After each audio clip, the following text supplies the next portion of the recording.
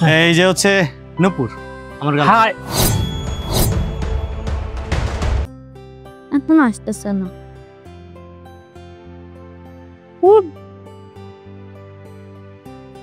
এক ঘন্টা বসে আছি, কি যে করে না, ফোনটাও ধরতেছে না। এই তুমি আগে চলে আসছো? একটা ঘন্টা ধরে ওয়েট করতেছি, এত দেরি কেন? বসো। আরে যে রোডে অনেক জ্যাম ছিল, এই জন্য আসতে লেট হয়ে গেল। তুমি প্রতিদিন লেট কেন করে বলো তো? আরে বোঝোই তো, প্রচুর জ্যাম। আমার এই সাইডটা জ্যাম, তোমার সাইডে তো জ্যাম নাই। তুমি জানো আমার সাথে জ্যাম নাই, আমিও জ্যাম পার করে আসি, অনেক দূর থেকেই আসি। আচ্ছা বাবা, সরি, আর হবে না। ওকে। আজকে অনেক গরম পড়ছে, তাই না?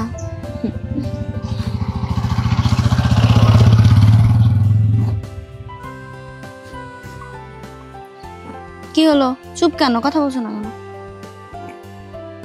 তোমাকে ভাবতেছি একটা কথা বলবো। আমার একটা স্বপ্ন আছে। এই যে বাইকটা গেল না, আমার অনেক দিনের স্বপ্ন আমি এরকম একটা বাইক কিনবো। তো ভালো কথা, কিনবা। কিন্তু যে চাকরি করি আর যে বেতন পাই, এই টাকা দিয়ে কি আর এত সুন্দর একটা বাইক কেনা সম্ভব? কপাল খারাপ, গরিব মানুষ। তার মানে এই জন্য তোমার মন খারাপ? টাকা নাই, একটু ওয়েট করো, আমি ব্যবস্থা করতেছি। তুমি ব্যবস্থা করবা? সত্যি? হ্যাঁ, দেখবা কালকের মধ্যেই তোমার বাইক তোমার সামনে। লক্ষ্মী। একটু ওয়েট করো না।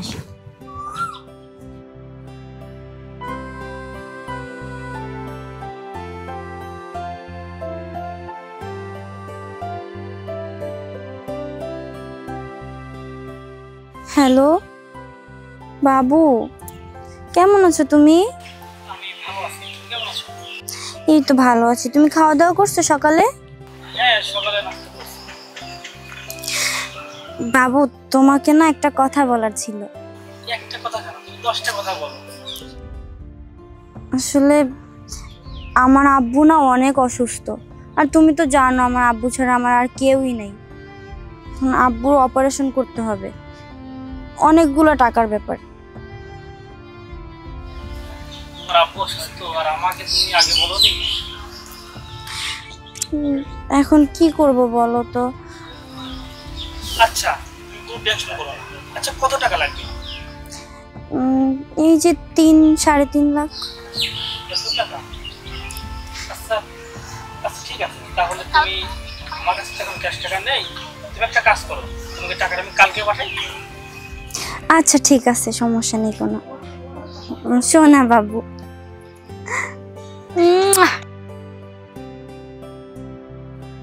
ঠিক আছে, হ্যাঁ রাখি তাহলে। আচ্ছা।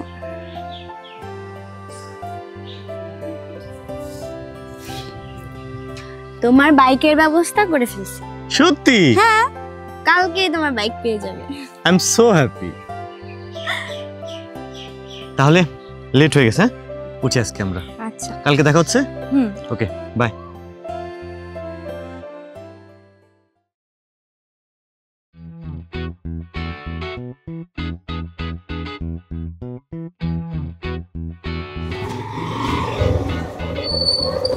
আরে বন্ধু, আরে তুই এই কবে আসলি? আসলে তোকে জানানো হয়নি, হাতে সময় ছিল না তো, সেজন্য। বন্ধু কি খবর? এই তো ভালো আছিস? হ্যাঁ, আমেরিকা থেকে। বন্ধু আসলে হাতে সময় ছিল না তো, এই জন্য তোকে বলা হয়নি। হ্যাঁ তাই তো বলি, আমার বন্ধু আসছে দেশে, অথচ আমারে বলে নাই। যাক, দেখা ভালোই হয়েছে। কি তারপর কেমন আছিস বল? আচ্ছা ভালো আছি। আমি তো তোর কাছে যাচ্ছিলাম। আমার কাছে যাচ্ছিলি? কিন্তু আমার তো আবার এখানে একটু কাজ আছে। তুই আসছিস, ভালোই হয়েছে। তাহলে একটা কাজ করি, আমার গার্লফ্রেন্ড আসতেছে, ভালোই হবে, তোর সাথে পরিচয় করাই দেবো। বলিস কি? হ্যাঁ, তোর গার্লফ্রেন্ড? হ্যাঁ ভালো হলো। ঠিক আছে। আচ্ছা তাহলে আমরা বসি। হ্যাঁ, আমরা কোথাও বসি, আসতেছে। আচ্ছা আমি ফোন দিয়ে দেখি কত দূর আছে। ঠিক আছে, চল আমরা ওখানে বসি। আরে তুমি আসছো? হ্যাঁ চলে ও ঠিক আছে। লেট করে ফেলছো অনেক। আচ্ছা বন্ধু, হ্যাঁ বন্ধু, পরিচয় করাই দিই। এই যে হচ্ছে নূপুর আমার গার্লফ্রেন্ড। হাই বন্ধু, তোরা কি একজন একজনকে চিনিস নাকি? না বন্ধু। আরে প্রেমে পড়ে যাবি, দেখ আমার গার্লফ্রেন্ড কত সুন্দর। আর খুব শীঘ্রই আমরা বিয়ে করতে চলতেছি। সত্যি রে বন্ধু, তুই অনেক লাকি।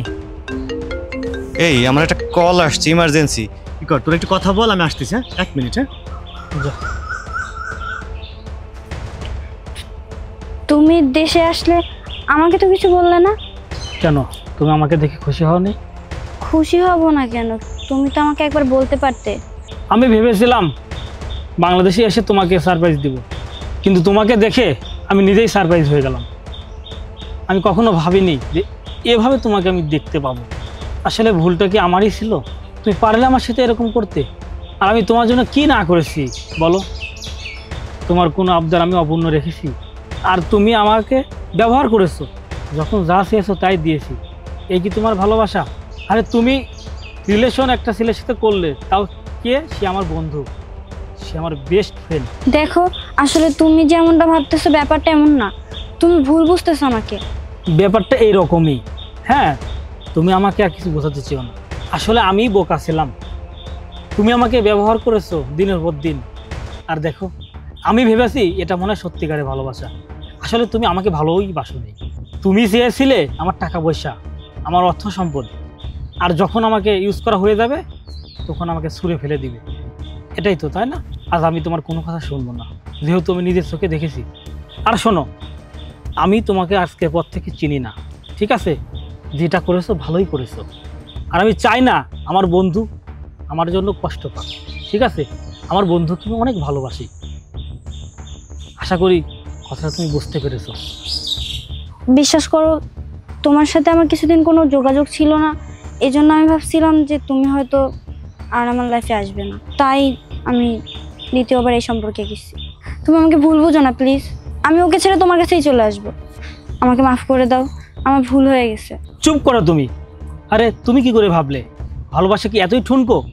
কিছুদিন যোগাযোগ না থাকলে তাকে ভুলে যাওয়া যায়? আসলে তুমি আমাকে ভালোই বাসোনি। আর তুমি কি জানো কি জন্য যোগাযোগ ছিল না? আসলে আমরা যারা প্রবাসী তাদের মনে অনেক দুঃখ কষ্ট থাকে। আমি গত সপ্তাহে রোড অ্যাক্সিডেন্ট করেছিলাম, আর আমি তো মারাও যেতে পারতাম। আর হয়তো মারা গেলে তোমার এই কুর্সির চেহারাটা আমি দেখতে পেতাম না। আমি 1 সপ্তাহ যাবৎ হসপিটালে ছিলাম। আসলে আল্লাহর রহমত আমি বেঁচে ফিরেছি, সেই জন্যই তোমার সাথে আমার যোগাযোগ হয়নি। আর তুমি সেই সুযোগে অন্য একটা ছেলের হাত ধরে বিয়ের সিদ্ধান্ত মতো নিয়ে ফেলেছো।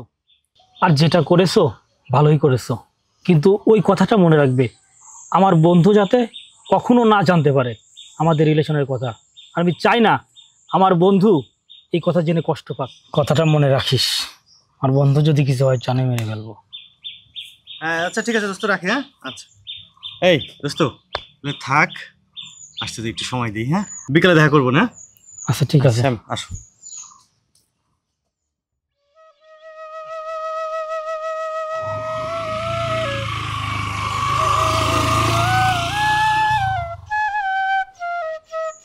হাই এ প্রবাসী জীবন, আমাদের মতো প্রবাসীদের ভালোবাসা বলতে কিছু নেই। আসলে আমরা যাদের জন্য গায়ের রক্ত পানি করে এত পরিশ্রম করলাম, টাকা পয়সা কামাই করলাম, অথচ তারা আমাদেরকে ভাবে টাকার মেশিন।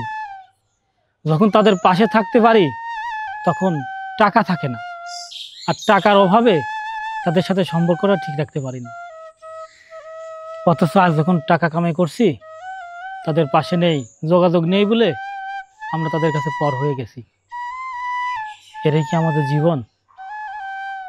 আসলে আমাদের কাছ থেকে সবাই টাকাই চায়। যতদিন বেঁচে থাকবো টাকা দিতে পারলে ভালো, আর যখনই টাকা কামাই বন্ধ করে দিব তখনই আমরা তাদের কাছে মূল্যহীন।